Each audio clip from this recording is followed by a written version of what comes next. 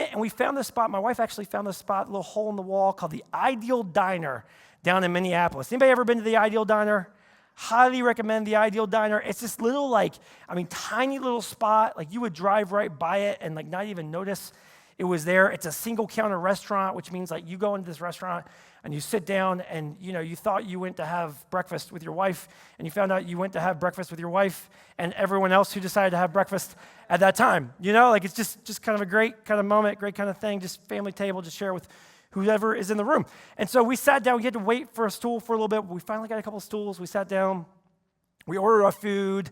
And there were a couple of ladies who were, a little bit more grandmotherly, who were in there with us, and they hadn't gotten stools yet. But then they ordered their food, and a couple stools opened up right next to us, and they sat down as well. And so this sweet lady sits down next to me, and I just, I'm a little chatty, so you can go back there, Sarah. This sweet lady's just sitting there next to me, right? And I just kind of looked at her, and I'm a little talkative, right? And so I said, hey, how you doing? She said, I'm doing good. How are you doing? I said, you have a good day? Yeah. She said, you having a good day? I said, yeah. And I had just got my plate of food. And so I looked at this lady who just sat next down to me. I said, I'm having a great day. And it just got better. Now, I'm talking about my food. Okay? I said, it just got better. She said, oh, did it? I said, yeah, it did. And she had just ordered her food. And so I just looked at her and said, and your day's about to get a whole lot better too. And she looks at me, elbows me in the side and goes, oh, is it? And I said, yeah. So I ate my food. She eats her food. We walk out. I said, take care of yourself. We leave. My wife looks at me as soon as we hit the sidewalk. She's like, why are you flirting with that lady in the diner? I'm like, I don't know. She looked rich, I'm kidding. I had no idea. No idea in that moment how I was coming across. No idea how what I was saying was being received, right? Absolutely clueless. Now you've had moments like this too, right? Where you did things, you said things, you operated in ways that you didn't realize how maybe it was coming across to the people around you, right?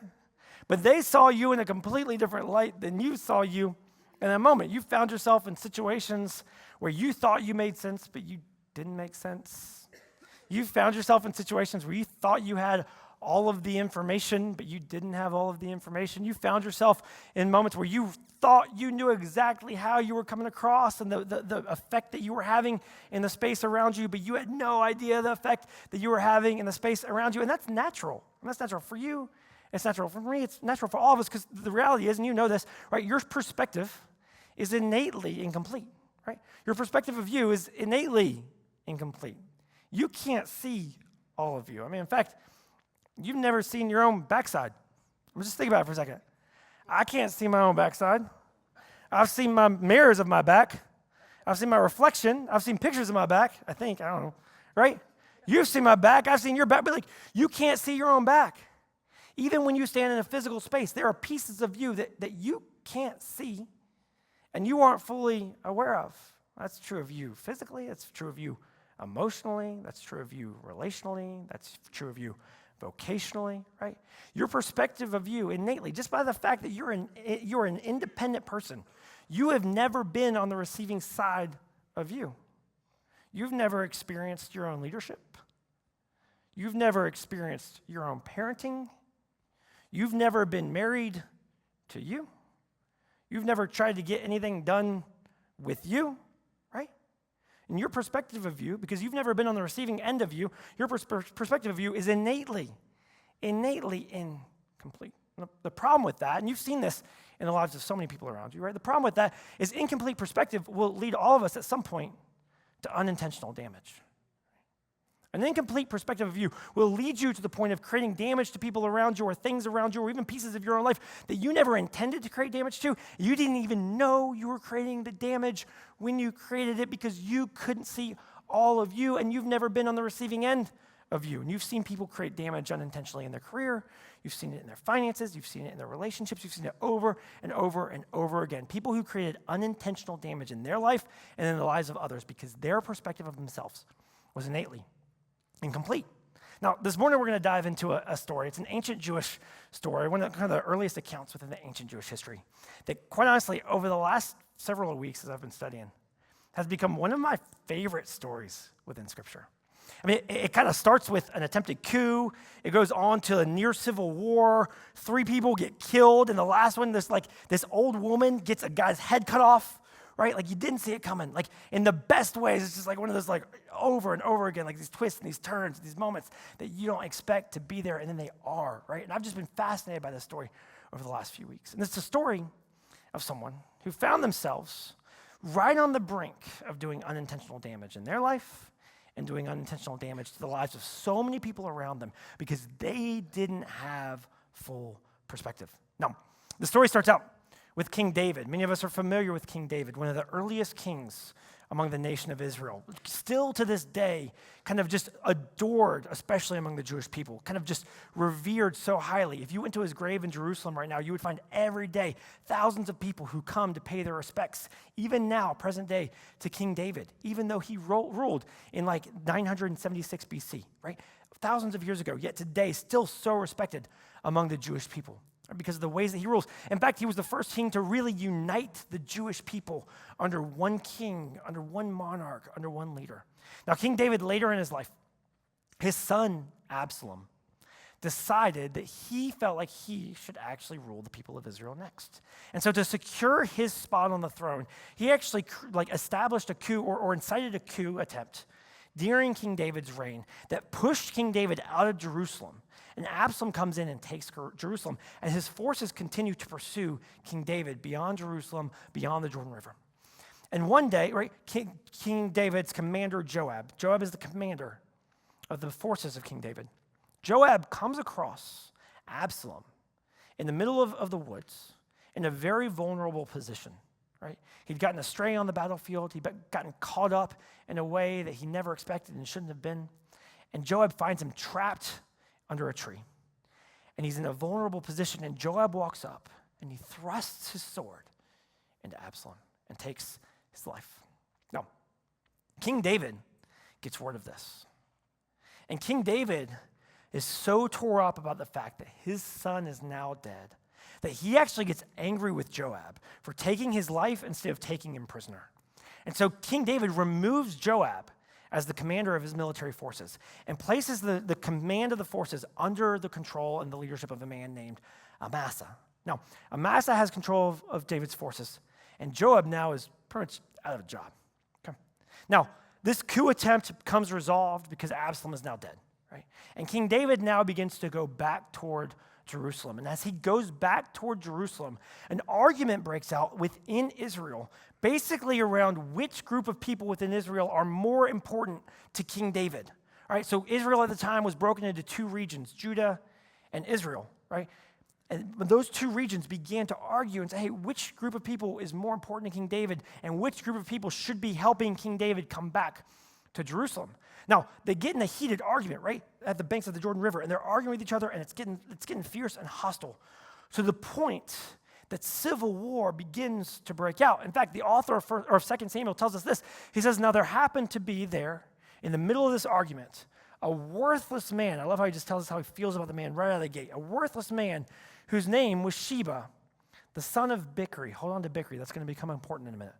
Right? Sheba, the son of Bichri, a Benjamite.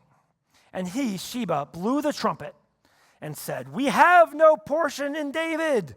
We have no inheritance in the son of Jesse. Every man to his tents, O Israel. And remember, there's Israel and there's Judah, and every man from Israel goes back and leaves this argument to organize themselves into an attempted civil war, to divide the nation among itself once again.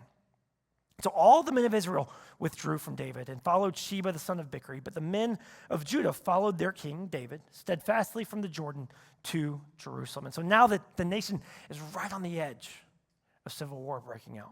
And so David sends Amasa to go and rally his troops. And now Amasa goes and begins to rally the troops. But remember, Joab, still a little frustrated because in many ways he feels like he's done the right thing in this moment and lost his position in that moment. And Joab is still upset about that. And so Joab actually gathers some forces as well and goes and meets Amasa on his way to pursuing Sheba. And Joab comes up, this is kind of baller right here. Joab kind of comes up to Amasa as if he's going to greet him with a hug and a kiss. And just as they come in with a warm embrace, Joab pulls a sword out of his sheath and stabs him right in the gut. The text tells us that it only took one jab to take Amasa's life. And right there, Joab has killed Amasa. I mean, he is like on a bloodthirsty hunt at this point, you know? Like, I don't know, whoever told you the Bible is boring, I just think they were reading it wrong. You know what I mean? Like, so much fun in this, okay? So Joab kills Amasa. I don't know, so much fun. Joab kills Amasa. I think it's fun. Maybe you don't find it fun, whatever, right? You watch things gorier than this. Come on. Okay.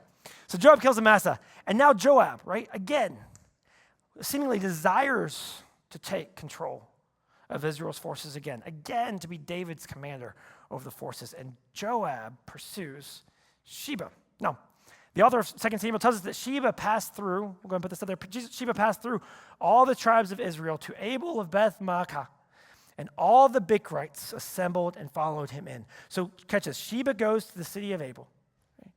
And he's gone through all of Israel. The city of Abel is at the very north end of Israel. He started at the southern end, he's gone to the northern end, he's gone through all the tribes of Israel, right?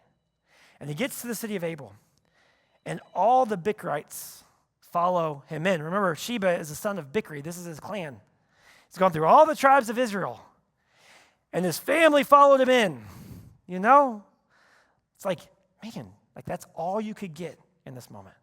That's all the support you could rally in this moment. The people related to you. Some of you know people. The only support that they can rally are the people that are related to them, right? And so he gets who he can. He gets his relatives, and they follow him into Abel. Right?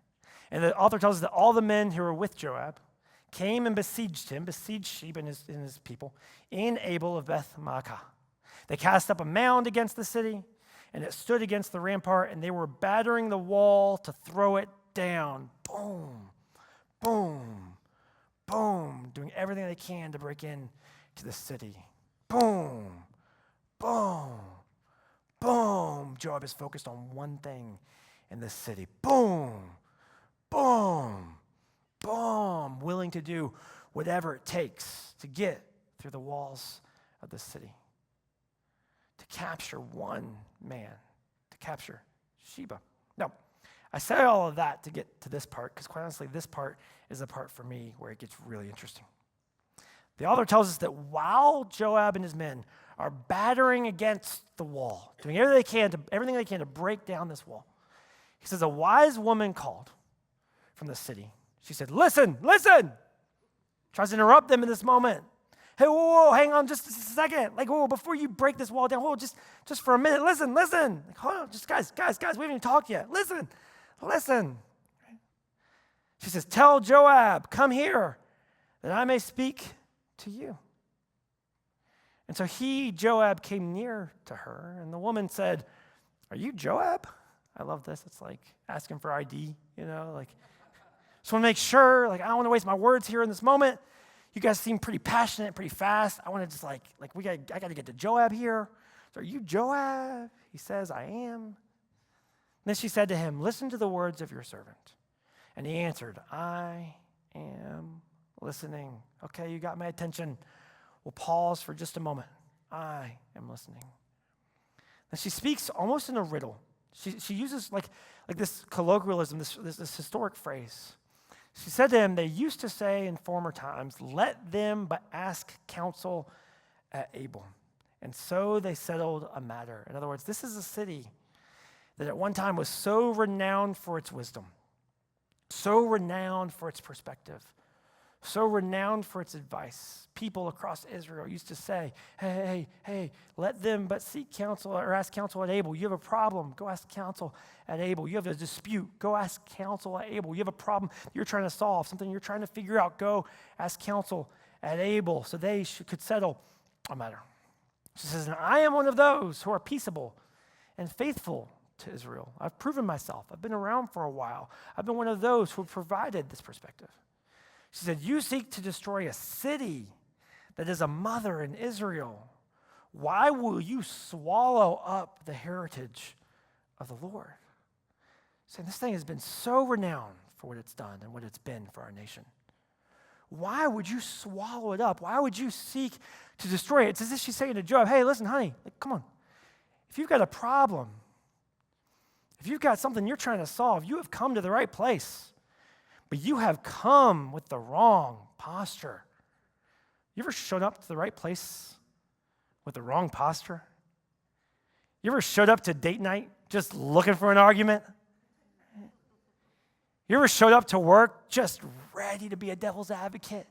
You ever come home from work just ready to find a reason to put your kids in timeout? You know what I'm saying? You ever showed up in the right place with the wrong posture? Just like Joab, come on, dude. Like you came here, but the way that you're coming here is so wrong and so off. And so Joab answered her after listening to her in this moment. And Joab answered her, and he said, far be it from me. Far be it that I should swallow up or destroy. That is not true. No, that's not what I'm actually after. That's not actually my focus. That's not actually the thing that I desire most. He said, give him up alone. Give up Sheba alone, and I will withdraw from the city. Now, this seems like a pretty tall order, right? But the woman said to Joab, behold, his head shall be thrown to you over the wall. Great. You know, like, that was a whole lot easier than I expected. And so the woman went to all the people within Abel in her wisdom, and they cut off the head of Sheba, the son of Bichri, and they threw it out to Joab. Now, Joab assumed that because Sheba had entered this city, that this entire city would be against Joab. But Joab couldn't see on the other side of the wall. Joab didn't have full reality or full perspective. Joab didn't know what was actually going on in the minds and the hearts of the people on the other side. And when someone slowed him down just enough to get his attention, and someone asked him to just press pause for just a moment, Joab discovered things that he didn't know were true, things that he would have never expected to be true. And Joab got perspective that changed everything about how he was pursuing the one thing that he wanted most. And Joab discovered in that moment a principle that if you and I would discover, I'm telling you, in the moments where you feel the most passionate, and the moments where you feel the most justified or the most right, and the moments where you feel the most sure and the most confident about your decision-making and your plan and your pursuit in that moment, if you and I discovered this principle, it would change us too. It's simply this. The perspective comes by pressing pause before you push forward. Perspective comes by pressing pause before you press forward. Now, you and I both know this at some level already. But you know what the hardest part about this is? You and I don't know when we need to press pause. Because the moments where we need it the most are usually the moments where we feel the most right, the moments where we feel the most sure, the moments where we're the most focused on the one thing that we feel like we need in the only way that we feel like we could ever attain it. And we can't press pause for ourselves in those moments because we don't even realize that we need to press pause. In fact, you and I need someone to press pause for us in those moments. So let me ask you this. Who has permission to press pause on your life? Who has permission to say, listen, listen? Who has permission to call out from across the wall? Who has permission to say, hey, you're not seeing everything that's relevant in this moment. Hey, you're so focused on the one way that you don't see another way. Hey, you're missing it right now. Who has permission to press pause on your life? Now, here's the thing about permission. Permission is only granted. It's never taken. You can't take permission in someone else's life. Some of us know this because we've tried it. You can't take permission on someone else's life, and someone else can't take permission for your life. Permission is only granted. And you and I have to be the kind of people if we're going to stupid-proof our lives, if we're going to avoid the things that we're going to later regret, if we're going to avoid the decisions that we're going to look back on over and over and over again and say, I wish I'd known, I wish I'd known, I wish I'd known. If you're not ever going to do that, we've got to be the kind of people who not just wait for someone to take permission in our life. We've got to be the kind of people who grant permission to others in our lives. I remember several years ago, I was working in a different organization. And I was brand new. I was a young leader. I had a lot of things that I felt like we needed to accomplish as an organization. A lot of problems I felt like we had to solve. And I came in thinking there was one way and one timeline and only one timeline and one result and only one result in this moment. I had a guy on my team, his name was John David. He's the kind of guy who probably said the fewest words my first 6 months on the job. Wouldn't say much in a meeting, would sit back, wouldn't lean in, just like wasn't gonna, we was thinking things, had incredible wisdom to share, but wasn't gonna share it often unless you asked him to. But I realized about 6 months in that John David actually had some of the best perspective for me when it came to our organization. And some of the best perspective for me when it came to how I could better lead our organization forward. And the moment I started granting him permission to speak in, the moment I started asking him questions and to give me perspective, man, everything shifted for me. I saw things I didn't know existed. I learned stories about our past as an organization that I hadn't been there for. I discovered things about me and how I come across in meetings or in moments that I didn't know were true of me. In fact, I thought were opposite of me. And so many things changed about the ways that I led in that moment. I wouldn't have known it, though, if John David hadn't been the kind of person who was willing to accept permission once I granted it and begin to speak in to my life. I remember even sooner than that, I remember one of the very first leadership experiences I ever had, leading within a student ministry as a college just volunteer. I was like 20 years old.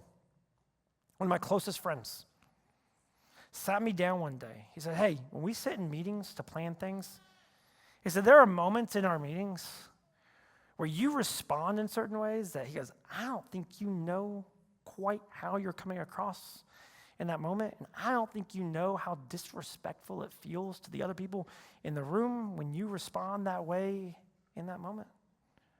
I just tell you, when he chose to speak in, and he and I had been doing life for a while, he had permission at that point.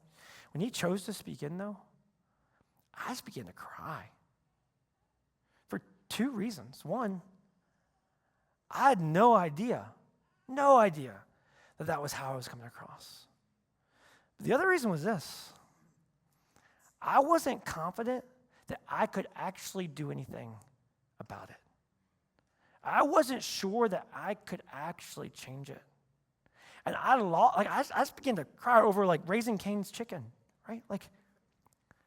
Because I felt like, man, I didn't know this was true, and I don't know if I can actually fix that. I don't know if I have what it takes to control myself and my impulses in the moment like that. Now, he spoke in a little bit more, and he was able to give me some perspective and some thoughts and some advice. And ultimately, he helped me through that. But I wouldn't have gotten through that, and I wouldn't have known about it, and I wouldn't have been able to resolve it if he hadn't taken the time to pour in and give full perspective on me.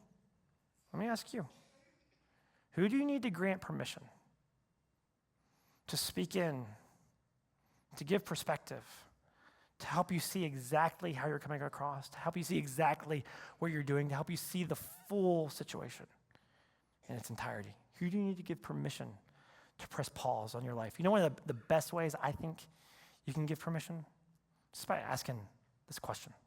By looking at them in the eye and asking them one question that I think opens up a conversation that you otherwise would go years, in fact, a lifetime never happening, right?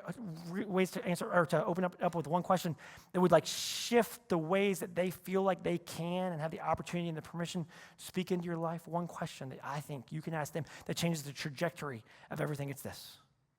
Is there anything I say or do that builds a wall between me and you?